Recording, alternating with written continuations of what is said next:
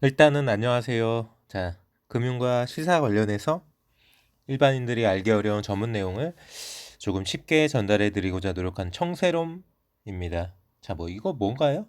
음, 뭐 어쨌든 뭐 코스피는 1% 넘게 떨어졌고요. 코스닥 또한 0.4% 넘게 떨어졌습니다. 이유가 뭘까요? 몰라요? 뭐 일단 떨어뜨려 놓고 이유를 찾는 거죠. FOMC가 앞두고 있다고 주가가 떨어졌대요. 그럼 FOMC가 지나면 주가가 오르나요? 어처구니가 없어가지고. 자, 일단은 뭐 경계, 외국인들이 뭐 매도 폭탄이 나왔고, 뭐 자금 이탈 움직임이 있었기 때문에 수급이 안 좋기 때문에 환율도 올라가고, 매도 폭탄이 나오고, 이렇게 코스피 다시 어제 그 자리로, 코스닥도 많이 빠졌고요. 자, 뭐 미국 증시는 꾸준해요. 미국 증시는 뭐 오늘도 최고가예요. 모르겠습니다. 뭐 미국 경제가 얼마나 좋은지 모르겠지만 선물이 빠진 것도 거의 없어요. 나스닥 선물 0.01% 떨어졌다는 얘기는 안 떨어졌다는 얘기죠. 뭐 상해 지수도 0.2%밖에 안 떨어졌고요. 뭐 일본은 휴장이래네요. 그럼에도 불구하고 뭐 환율은 다시 1180원 정도 찍었고요. 유가는 좀 떨어지고 있습니다.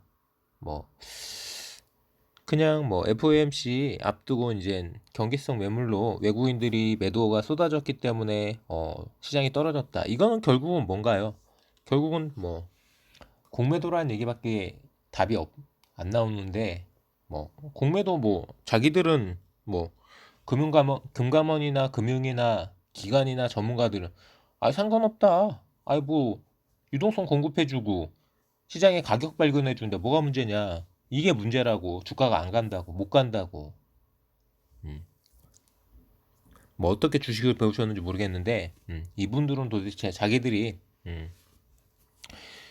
주식 투자 안 해서 뭐 공매도를 옹호를 하는 건지, 뭐 공매도를 하면 국제적으로 우리나라가 뭐 공매도를 금지하면 국제적으로 우리나라 왕따가 돼가지고 옹호하는 건지 모르겠는데, 일단 기본적으로 무제한 공매도, 기한이 없는 공매도부터 바꾸고, 뭐 이런 식이면은 뭐 공매도도 음, 어느 정도 선까지 그런 부분을 만들어야 되는데 그런 부분이 없기 때문에 뭐 무제한인 거죠. 무제한. 기간도 없고 그들만의 리그고 시장은 우리나라 경제 펀더먼털이 나쁜 게 없는데 미국도 나쁜 게 없어요. 그러니까 미국이 뭐 최고가 랠리를 하는 이유가 다 있겠죠. 기업 실적 잘 나와. 어? 위드 코로나로 가면서 뭐 속속 뭐 사회적 거리두기는 없어지고 뭐 여러 가지 산업 동향이 올라오고 글로벌 공급망이 조금 삐걱거리는 부분이 있겠지만 다 차츰차츰 정상화 되겠죠. 뭐 코로나 치료제도 나오고 경구용 치료제도 나오고 백신도 계속 뭐 오늘도 뭐 노바백스 뭐 인도네시아인가요? 어디서 승인 났다고 SK 바이오사이언스 날아갔잖아요. 모르겠습니다. 음. 결과적으로 뭐 카카오페이 기대하셨던 분들은 뭐 큰 파괴력은 없었던 걸로 알고 있는데 한번 검색은 해볼게요. 검색은 해볼 거고요. 음. 이렇게 수급이 안 좋기 때문에 떨어졌다. 개인은 8천억 샀고 외국인은 4천억 팔았고 기관도 덩달아 4천억 팔았고. 자, 어제 같은 시장에 개인이 사주고 오늘 같은 시장에 개인이 팔아야 되는데 거꾸로 가는 거죠. 자, 지수가 올라갈 때는 주식을 팔고 있고 지수가 떨어질 때는 주식을 사고 있고 모르겠습니다. 뭐 어떻게 주식을 하시는지는 모르겠지만 음, 이 수급은 아닌 것 같고요. 종목으로 가서 몇 가지 보면서 이야기 나눠 볼게요. 카카오페이 한번 검색해 볼게요. 카카오페이 뭐 저는 안 봤는데 시장이 재미없기 때문에 뭐 보고 싶겠습니까? 일단은 카카오페이 보려면 뭐 드림 시큐리티에서 봐야죠. 드림 시큐리티 열고 카카오페이 보겠습니다. 뭐 드림 시큐리티 오늘 뭐 4,500원까지 빠졌고요. 뭐 얼마나 대단한 상장이 진행되는지 한번 봅시다. 카카오페이. 어쨌든 19만 3천 원 공모가 얼마로 정해졌는지 모르겠지만 뉴스 한번 볼게요. 상장 첫날 시총 13이라고 하고요. 카카오페이 기업 설명회 개최 3번 도전 끝 코스피 안착 공모가 2배 웃돌아. 보시는 것처럼 나름대로 핀테크 사업의 확장 가능성이 있기 때문에 공모가 2배 정도가 넘었다. 시초가 대비해서 7%가 올랐고 시초가 자체도 공모가보다 높게 결정이 돼서 시작됐고 그 시작된 시초가보다 7%가 올랐는데 물론 따상은 못했다. 따상은 못했고요. 뭐 이거를 흥행이 성공했네라고 생각하시는 분들도 있겠지만 결과적으로는 뭐 이런 이야기 한번 들어보셨는지 모르겠습니다. M&A 승자의 저주. 결과적으로는 뭐 큰 돈을 들여가지고 M&A 인수합병을 했지만 너무 비싸게 M&A를 했기 때문에 남는 게 없는.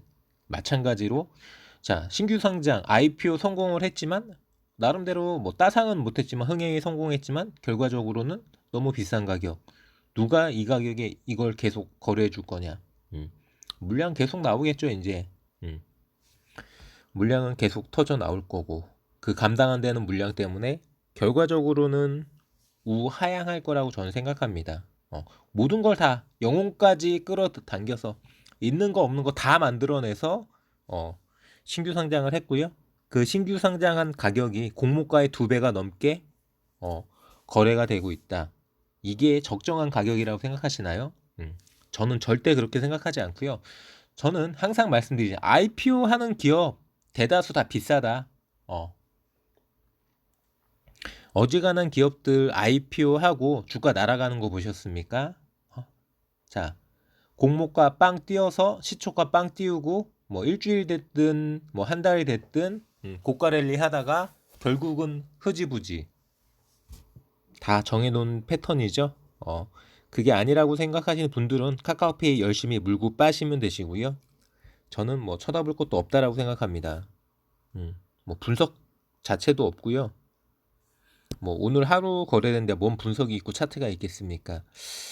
어쨌든 자 드림 시큐리티는 뭐 기대 많이 하셨을 텐데 뭐 앞으로 카카오페이 주가가 어떻게 움직이냐에 따라서도 영향을 받겠죠. 드림 시큐리티가 뭐 핀테크 관련해서 보안, 뭐 CBDC 여러 가지 정보 보안, 뭐 인터넷 IT 이런 쪽으로 부각될 수 있는 부분이 없지 않아 있기 때문에 하지만 어쨌든 간에 오늘은 빠졌어요. 조금 많이 빠졌고요. 글자 그대로 오늘의 저가가 종가입니다. 4,500원. 최근에 뭐 이 자리에서 4,500원에서 4,500원에서 다시 5,000원 근처, 다시 또 4,500원에서 5,000원 근처 계속 반복했는데 결과적으로 이번에도 반복할 수 있을지 한번 두고 보시기 바라고요. 뭐 특별하게 말씀드릴 내용이 없어요. 드림 시큐리티 기사 자체가 없기 때문에 CBDC가 됐든 뭐 가상화폐, 뭐 카카오페이, 뭐 핀테크, 정보 보안 기술, 어제 말씀드렸던 뭐 NFT, 블록체인 기술 관련돼서 아직까지는 시장이 완벽하게 만들어진 게 아니라 기대하고 있다. CBDC도 마찬가지 기대하고 있다. 시장이 만들어지지 않을까라는 그런 부분이고요. 만약에 그 시장이 파괴력 있게 뭐 수조 원, 수십조 원 시장으로 커진다면은 충분하게 수혜가 있겠지만 아직까지는 말만 무성한 거죠. 말만. 그렇게 한번 생각해 보시면 될 것 같고요. 자, 그 외에 뭐 다 어지간한 종목 다 파란불이어서 제가 뭐라고 말씀드리기가 조금 힘들고요. 요거 한번 볼게요. 덕성이랑 영화금속, 덕성, 영화금속, 경남스틸 요렇게 볼 거고요.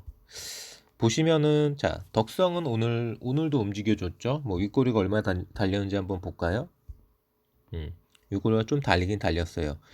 뭐 나름 정치 분석한다는 정치 분석가들은 아무래도 무게중심이 윤석열한테 있는 거 아니냐. 윤석열이 아무래도 어, 유리한 거 아니냐. 어쨌든 간에 당원들 투표가 지금 뭐 거의 뭐 50% 돌파하고 뭐 60%는 뭐 기본적으로 넘을 것 같다. 70%까지는 모르겠는데 60%에서 70% 사이 나온다. 그러면 아무리 뭐 젊은 층들이 많이 최근에 뭐 19만 명 뭐 가입됐다고 하지만 그 19만 명이 다 젊은 층이 아니고 오히려 숫자로 따지면은 2030, 40보다 50 이상이 최근에 가입한 당원 숫자도 더 많다. 어. 결과적으로 지금 이 당원 투표율이 올라가는 거는 이 최근에 가입한 당원들 어떤 시너지가 있다라고 본다고 해도 거의 뭐 65% 이상이 50대 이상, 뭐 대구 경북만 따져도 전체 당원의 30% 이상. 과연 이 기존의 당원들이 결과적으로 언론들이 만들어낸 신기루가 됐든 뭐 정말 윤석열을 의지하는 게 됐든 냉정하게 정말 윤석열 전 검찰총장 지금 예비 후보를 대통령 후보로 생각하느냐. 정말 그냥 여론조사에서 잡히는 어떻게 보면은 조금 오피니언 리더 여론 주도층에서 이렇게 나오는 그런 부분이 아니라 실제 당원들 민심이 어떨지는 뚜껑을 까봐야 아는 부분이지만 뭐 조금은 전문가들은 다 윤석열이 조금 유리하지 않냐라고 이야기를 하고 있는 상황이고 홍준표 쪽에서는 그래도 어쨌든 간에 뭐 이준석 때는 50%를 못 넘겼던 당원 투표가 지금에 와서 뭐 60%에서 70% 사이는 나올 거다. 이 부분은 분명하게 뭐 홍준표 바람이 분 결과라고 해석되는 부분이 있기 때문에 큰 차이가 나지 않을 거다라고 생각을 하고 있는 것 같고요. 결과적으로 어쨌든 뭐 자기가 탄핵 때도 2017년 대선 때도 당을 지켰고 당의 대선 후보였다. 뭐 이런 부분을 어필하고 경쟁력이 있는 후보다. 요렇게 이야기를 하면서 나름대로 그 국회의원들이나 당의 조직표 윤석열 예비 후보를 미는 그런 부분을 잠식시킬 수 있다. 아무래도 한 반발짝 정도는 윤석열이 앞선 게 아니냐라고 이야기하는 게 맞는 거고요. 문제는 당원 투표를 그렇게 생각한다 하더라도 국민 여론조사에서 뭐 압도적으로 홍준표가 이겨버리면은 어느 정도 뭐 한 10% 이내까지 당원 투표에서 10% 이내 정도로 선전을 해준다면은 국민 여론조사에서는 아무래도 윤석열보다는 홍준표가 압도적으로 높기 때문에 국민 여론조사에서 10% 이상 이겨버리면은 정치 전문가들, 정치 분석가들의 예상이 깨지는 거죠. 일단은 처음부터 뭐 40% 이상 그런 지지율이 나오다가 최근에는 뭐 다자대결 구도에서 윤석열 후보가 40%는커녕 30% 나오는 지지율도 거의 없었죠. 그러니까 결과적으로는 이 뭐 보수 언론, 조선일보, 중앙일보, 동아일보로 대표되는 이런 보수 언론들이 주도했던 뭐 공정과 정의, 그 화신, 뭐 지금 문재인 정부와 대립각을 세우는 윤석열 후보를 많이 밀어주는 그런 분위기에서 뭐 최근으로 오면 올수록 한두 달 사이, 두세 달 사이 계속해서 뭐 논란, 구설, 자질, 뭐 정책 여러 가지로 문제가 많이 됐던 부분 그런 부분들을 당원들과 국민들이 어떻게 판단할 건지 거기에 달린 거죠. 그냥 뭐 어차피 될 놈이 된다. 어차피 윤석열이 된다라고 바닥 민심이 뭐 굳어져 있다 보면은 뭐 아무리 홍준표 바람이 분다 해도 그냥 뭐 시간도 없고 조직력의 한계. 어쨌든 간에 대다수의 국민의힘 국회의원들과 당의 조직은 윤석열 후보를 밀고 있는 게 사실이기 때문에 그런 부분에 대해서 어느 정도 차이를 보이는 홍준표 후보가 한계를 보이면서 졌지만 잘 싸운 그런 결과가 나올 수도 있습니다. 아무도 몰라요. 결과적으로 두고 봐야죠. 뚜껑은 까봐야 될 것 같고 지금 덕성이 움직이는 거는 그런 부분으로 어쨌든 윤석열이 된다. 이렇게 생각해서 덕성이 조금씩 2만 원대 하회했던 가격이 다시 2만 원대 위로 올라오면서 퍼포먼스가 나오는 부분이고요. 경남 스틸은 뭐 계속해서 뭐 8천 원 근처로 갔다가 다시 10,000원 근처로 갔다가 요거 계속 반복하고 있는 것 같아요. 뭐 과연 또 5일까지 이제 뭐 시간이 거의 없긴 하지만 다시 또 퍼포먼스가 나올지는 모르겠습니다. 영화금성 퍼포먼스가 없어요. 영화금성 퍼포먼스가 없고 어쩔 수가 없고 건드려 볼 수가 없는 거고 뭐 5일날 임박해서 또는 5일날 또는 다음 주에 8일날 뚜껑이 열렸을 때 글자 그대로 윤석열 후보 확정한다고 해도 뭐 덕성이 그렇게 더 뜨겁게 달릴 것 같지는 않고요. 결과적으로 뭐 이재명처럼 뭐 될 놈이 됐다 뭐 이런 분위기 어차피 반영은 다 된 거 이제는 뭐 본선이니까 본선에서 어떻게 될지는 아무도 모르는 거잖아요. 여러 가지 시나리오가 있는 거죠. 자, 윤석열 후보가 국민의힘 후보가 못 된다. 윤석열 후보가 국민의힘 후보가 되지만 중간에 사퇴된다. 윤석열 후보가 대선까지 완주를 하지만 대선에서 떨어진다. 윤석열 후보가 대통령이 되지만 글자 그대로 역사상 최악의 대통령이 된다. 여러 가지 시나리오가 있어요. 물론 저는 다 이 네 가지 시나리오 모두 윤석열을 인정하지 않는 그런 시나리오죠. 그냥 뭐 제가 알고 있는 상식으로는 이재명도 마찬가지, 윤석열도 마찬가지. 어떻게 말씀드리면은 뭐 이명박, 박근혜를 좋아하시는 분들도 있겠지만 이명박, 박근혜를 더 뛰어넘는 뭐 이명박도 박근혜도 뭐 그렇게 생각 안 하시는 분들도 있겠죠. 자기들이 잘못해서 자기들 잘못이 있어서 글자 그대로 대통령임에도 불구하고 임기를 끝내자마자 한 명은 임기가 끝나고 5년 뒤에 결과적으로 이제 교도소를 갈 수밖에 없었던 결과적으로 뭐 50보 100보가 아닐까 저는 이렇게 생각하고요.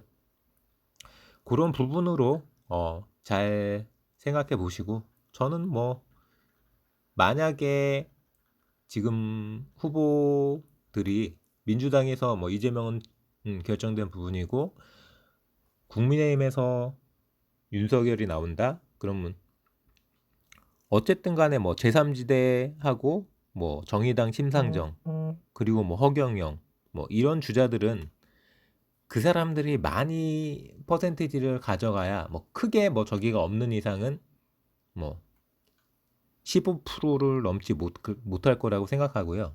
이 두 양대 거대 양당의 후보를 제외한 나머지 후보들이 아무리 날고기여도 뭐 15%를 넘지 못한다라고 가정한다면은 뭐 지금 뭐 새로운 물결이라고 뭐 김동연 후보가 움직이고 있는 부분도 언론들도 그렇고 뭐 기존 정치권에서 별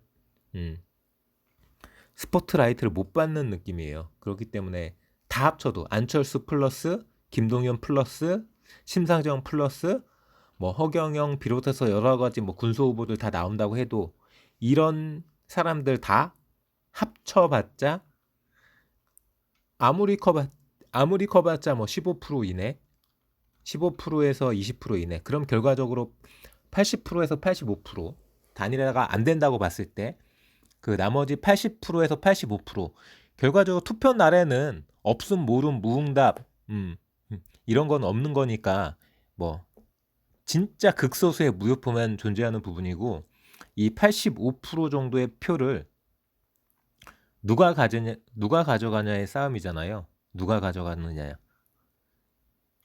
진보 쪽이 더 많이 가져가면은 민주당이 이길 거고 보수 쪽이 더 많이 가져가면은 당연히 보수 쪽이 이기겠죠. 저는 뭐 윤석열과 이재명이 나온다고 가정을 한다면은 뭐 50대 50 싸움이라고 봅니다. 결과적으로 이재명이 질 거라고 저는 생각하지만 어쨌든 뭐 윤석열도 만만치 않다. 똑같은 놈들이기 때문에. 근데 만약에 윤석열이 아닌 다른 후보가 국민의힘 후보로 나온다면은 거의 이재명이 진다라고 보는 거죠, 저는. 그렇게 저는 생각하고 있고요. 어쨌든 영화금속은 모멘텀이 안 만들어지네요. 모르겠습니다. 내일 모레 해가지고 또 갑자기 느닷없이 뭐 움직여 볼 만한 재료가 나올지는 알 수 없지만 뭐 찌라시성으로도 뭐 날릴 수도 있고요. 하지만 어쨌든 영화금속은 잔잔하다. 이렇게 뭐 카카오페이, 뭐 드림 시큐리티, 뭐 정치 테마주 이렇게 한번 말씀드렸고요. 다음 시간에는 뭐 제약바이오 따로, 바이오 따로 이렇게 한 꼭지 이야기 나눠보는 시간 가져보도록 하겠습니다. 저는 금융과 시사 관련해서 일반인들이 알기 어려운 전문 내용을 조금 쉽게 전달해드리고자 노력하는 청새롬이었고요. 자, 유튜브 검색창에 청새롬 검색 진행시켜